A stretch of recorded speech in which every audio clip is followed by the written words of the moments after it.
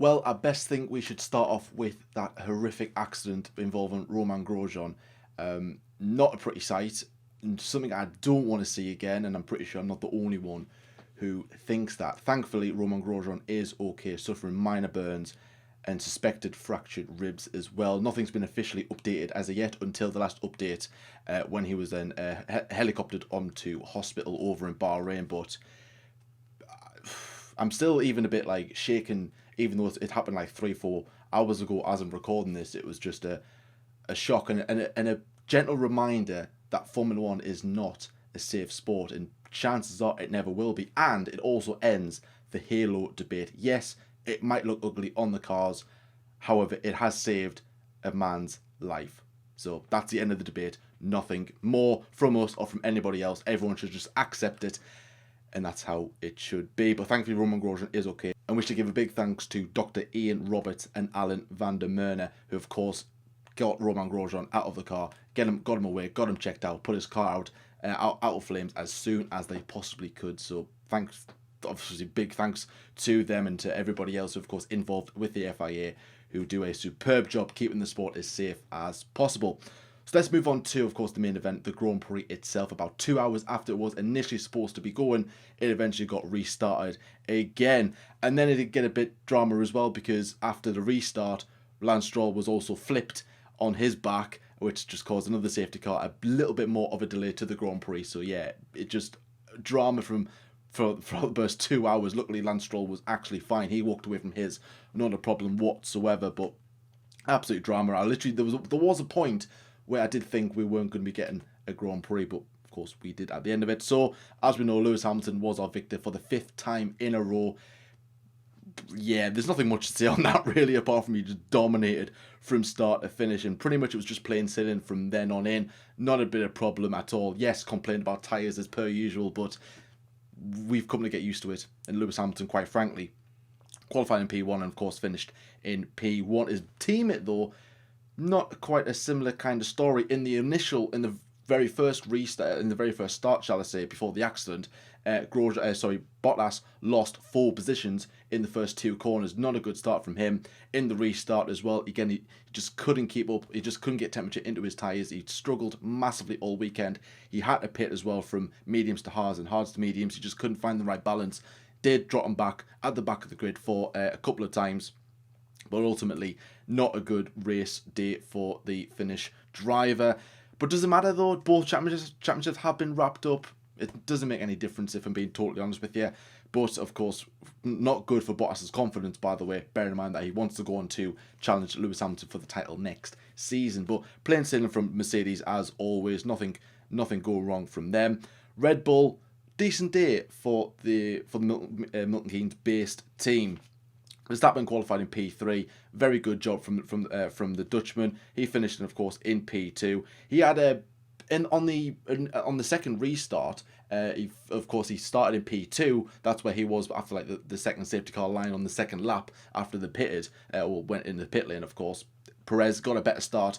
Max Verstappen did cover him off, push him, getting his elbows out a little bit wide and kind of showing Checo Perez it's not easy being at the front. And of course, he just went away trying to challenge Lewis Hamilton. Came on the team radio and said, guys, we should just gamble something, do something different, because quite frankly, we've got nothing to lose. And that's exactly what they did. I think Hamilton on the first pit stops went onto the medium set of tyres, and Max Verstappen went onto the hard set of tyres, almost responded instantly to what the Mercedes boys were doing, as did, of course, Sergio Perez as well. He went onto the hard set of tyres. Max, in the early stage of the races, did say that his car was jumping like a kangaroo. I mean, clearly Daniel Ricciardo has not left the team then, if that's the case. Australian reference as well. So was there a problem with the car as well? Did he flat spot his tyres? Nothing really reported of that. He just continued as normal. Max did pit, but then he got a bit of a slow pit stop as well, which didn't. He was trying to do the overcut, but it didn't work for him.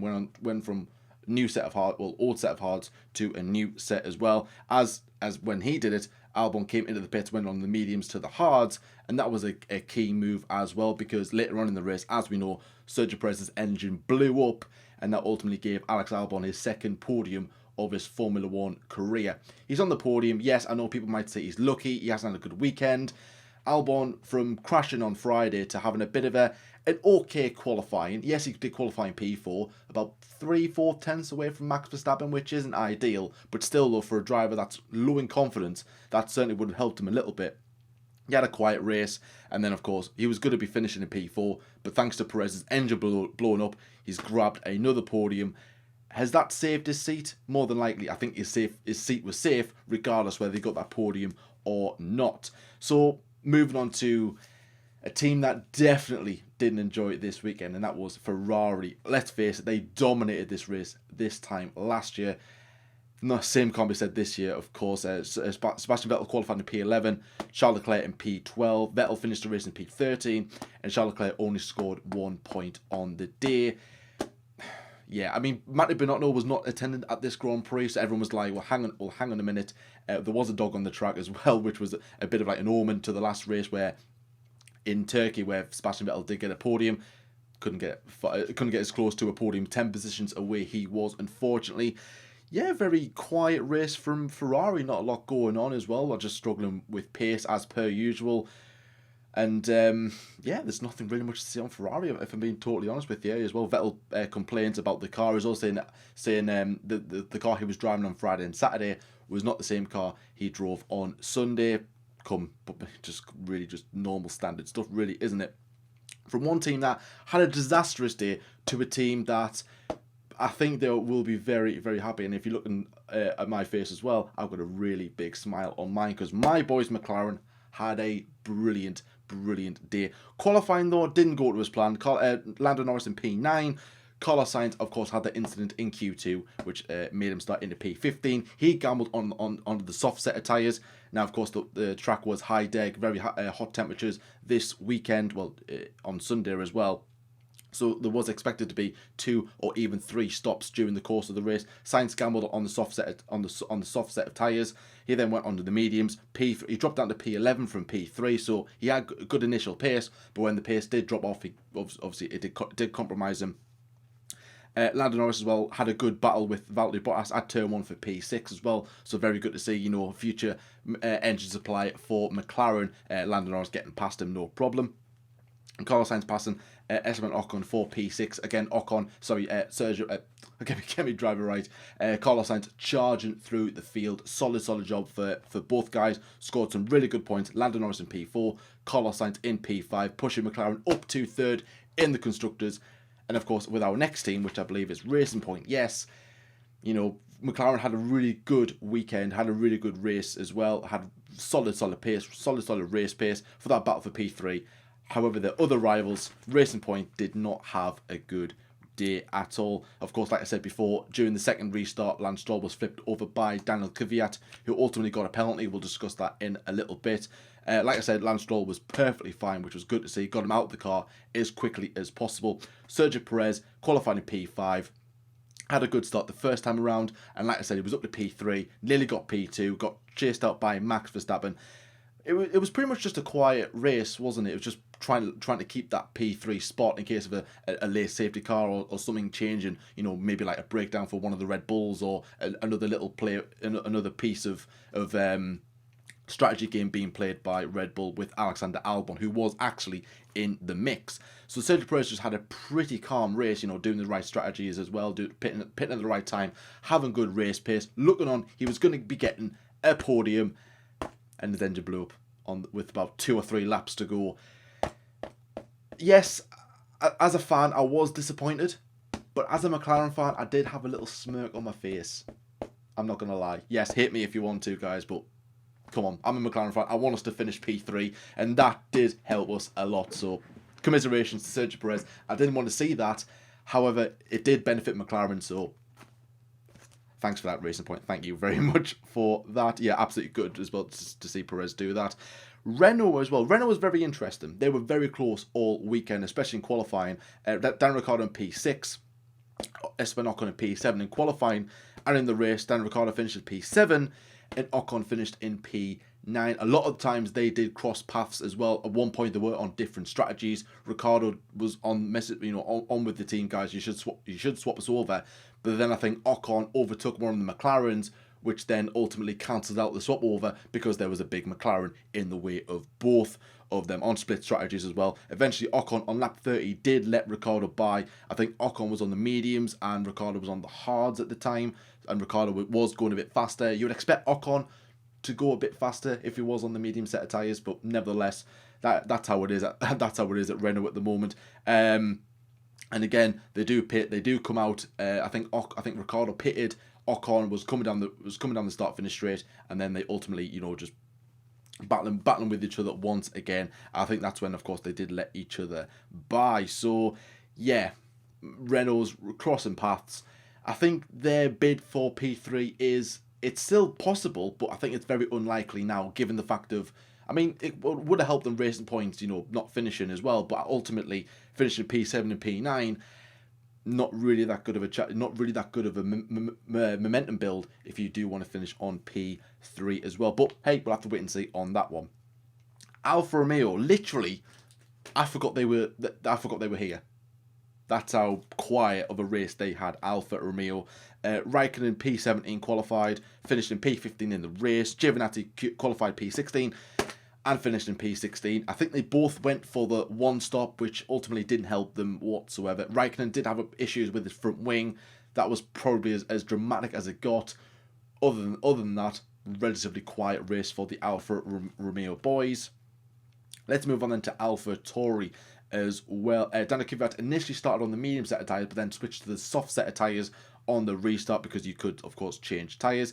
He then got a 10-second time penalty for hitting Lance Stroll, which a bit harsh. Yes, I would think so. It was a racing incident in my opinion. I don't think it was just one of those things where if it had paid off, it would have been a really good move. But the fact of is, he just came out of the blue.